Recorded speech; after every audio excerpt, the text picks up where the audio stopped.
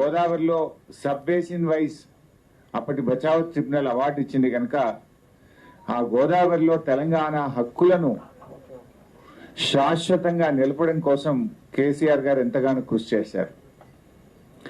గోదావరిలో ఉమ్మడి ఆంధ్రప్రదేశ్కు 1486 టీఎంసీలు నీటి కేటాయిస్తే సబ్ బేసిన్ వైజ్ క్యాలిక్యులేషన్లో తెలంగాణకు 968, ఆంధ్రాకు 518 టీఎంసీలుగా మరి లెక్కలు తేలినాయి. దానికి అనుగుణంగా కేసీఆర్ గారు ఆ 968 టీఎంసీల నీటి హక్కులను స్థిరపరచడానికి కొత్త ప్రాజెక్టులను యుద్ధ ప్రాతిపదికన ప్రారంభించి దాదాపు 400 టీఎంసీలకు గోదావరిలో మనం హైడ్రాలజీ అనుమతులు సాధించాం. కానీ కాంగ్రెస్ అధికారంలోకి వచ్చిన నాటి నుంచి అటు కృష్ణాలో ఇటు గోదావరిలో తెలంగాణకు తీవ్రమైనటువంటి అన్యాయం జరుగుతూ ఉంది. దేశంలో అధికారంలో ఉన్న బీజేపీ ప్రభుత్వం, ఆంధ్రప్రదేశ్లో అధికారంలో ఉన్న తెలుగుదేశం ప్రభుత్వం ఇద్దరు కలిసి తెలంగాణకు తీవ్ర దుఃఖాన్ని మిగిల్స్తా ఉన్నారు. తెలంగాణకు తీవ్ర అన్యాయం చేస్తా ఉన్నారు. ఇంత జరుగుతుంటే తెలంగాణ ముఖ్యమంత్రి మాత్రం మౌనం వహిస్తా ఉన్నారు.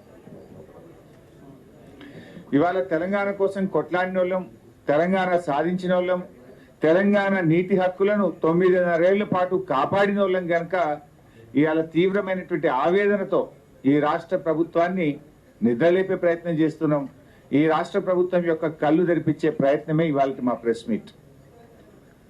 రేవంత్ రెడ్డి గారు తెలంగాణకు చేస్తున్నటువంటి ద్రోహాన్ని ప్రతిసారి తట్టి లేపుతా ఉన్నాం.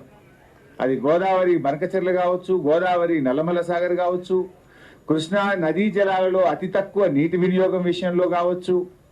ప్రతిసారి మేము మాట్లాడడం బ్యాక్ డేట్ తో ఉత్తరం రాయడం. బహుశా ఇవాళ కూడా నేను మాట్లాడినాక బ్యాక్ డేట్ తో ఉత్తరం వస్తుంది అనుకుంటా రాత్రికి. ఇప్పటికీ 5-6 సార్లు అట్లే అయింది. నేను మాట్లాడడం మొద్దు నిద్ర లేపితే అప్పుడు బ్యాక్ డేట్ తో 2 రోజుల కింద డేటు వేసి ఇవాళ సాయంత్రం రిలీజ్ అవుతుంది లెటర్. ఇప్పటికి అట్లా 3 సార్లు అయింది. బహుశా ఇవాళ కూడా అదే అయిద్దేమో. సరే, ఏది ఏమైనా మాకు ఏ బ్యాక్ డేట్ రాస్తుంది, ఏ డేట్ రాస్తుంది, కానీ రాష్ట్రం యొక్క హక్కులు మాకు ముఖ్యం. ఇవాళ నీటిపారుదల రంగంలో జరుగుతున్న అత్యంత కీలకమైనటువంటి పరిణామాలు ఇది తెలంగాణకు తీవ్ర నష్టం చేసే విధంగా ఉన్నాయి.